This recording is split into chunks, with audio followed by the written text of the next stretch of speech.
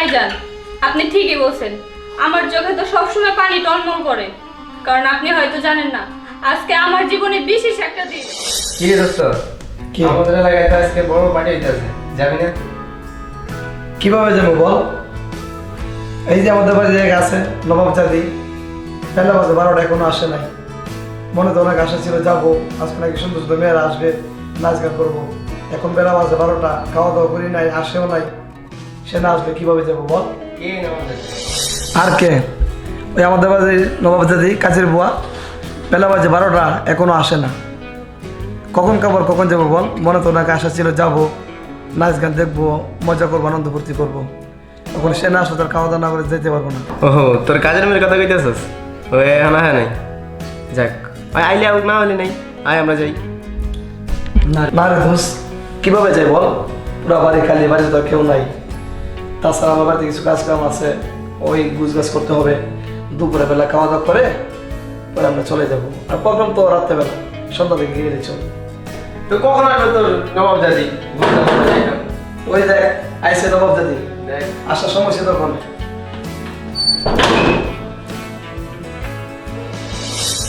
এতক্ষণ আসার সময় হইলো? কয়টা বাজে এখন? আমরা এক জায়গায় যাবো, বন্ধু আসছে, খাবার দাবার কোনো ব্যবস্থা নাই। কোথায় গেছিলি তুই এত করে? আসো সেটা করে। আচ্ছা যা, টেবিলগুলো পরিষ্কার কর। আর আমার বন্ধু আইছে, দুপুরে খাওয়া দাওয়ার ব্যবস্থা করিস। বন্ধু চল।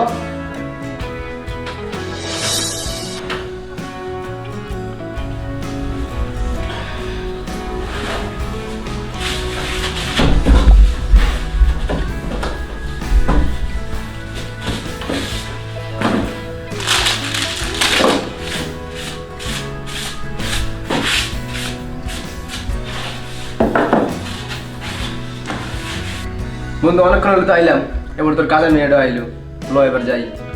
হ্যাঁ যাবো, এখন তো দেখশন নাই, ওই তো আইসে, ওই বাড়িটা এখন দেখাশোনা করবে। বন্ধু অনেকক্ষণ হলো, পানি পিপাসা লাগছে, একটু পানি খাওয়াবি? পানি খাবি? হ্যাঁ একটু পানি খাবো। মমিতা, জি ভাইজান। এক গ্লাস পানি নিয়ে আসতো। আচ্ছা ঠিক আছে ভাইজান। আসো নবাব জাদি, এমনি তো দেরি করে কাজে আসে। আমার যে কোনো একটা কাজ বলি, সে দেরি করে আসে।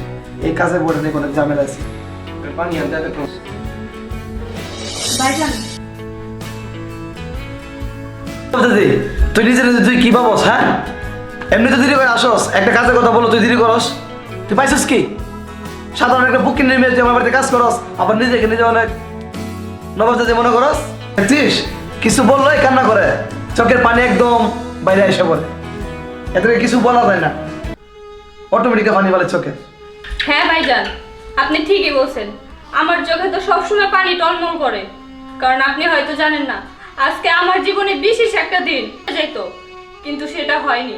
আমার বাবা কত হাসি মুখে আমাকে আদর যত্ন করে আমার 2 গালে চুমা দিয়ে আমার বাবা গেছে বাজারে মিষ্টি আনতে, কিন্তু জানেন ভাইজান, সেই মিষ্টি খাওয়ার সৌভাগ্য আমার জুটেনি। কেন জানেন?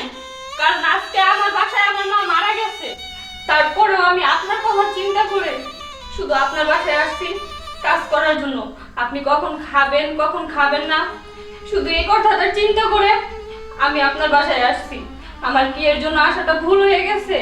আজকে কিন্তু আমার এখানে আসার কথা ছিল না ভাইজান, কারণ আজকে আমার মা মারা গেছে। তারপরেও আমি আসছি। নাই, তোর যে মা মারা গেছে, না বুঝে তোর সাথে অনেক রাগারাগি করছি। তুই আজকে বাড়িতে চলে যা, আজকে তো রান্না বান্না করতে হবে না। আজকে না হয় আমরা 2 বন্ধু হোটেলে খেয়ে নেবো, যা। আর তোর যদি কিছু লাগে তুই আমাকে জানাবি, আর তুই 2-3 দিন কাজে আসতে হবে না, যা। আপনি সত্যি বলতেছেন ভাই? হ্যাঁ সত্যি বলতেছি, আর তুই মনে করো কষ্ট নিস না। আচ্ছা চল ভাইজান, বন্ধু। ঠিক আছে।